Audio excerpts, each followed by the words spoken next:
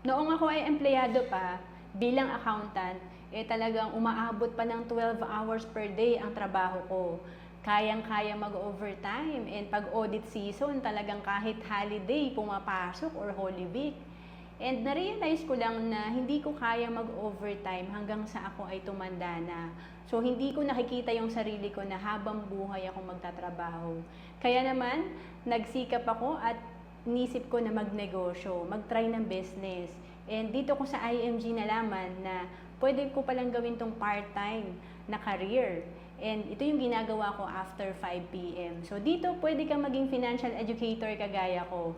And na-realize ko lang talaga na hindi talaga tayo dapat masyadong dedicated sa trabaho natin. Huwag nating ibuhos lahat ng oras at lakas natin sa employment kasi wala talagang tinatawag na job security. And to know more, comment ka lang.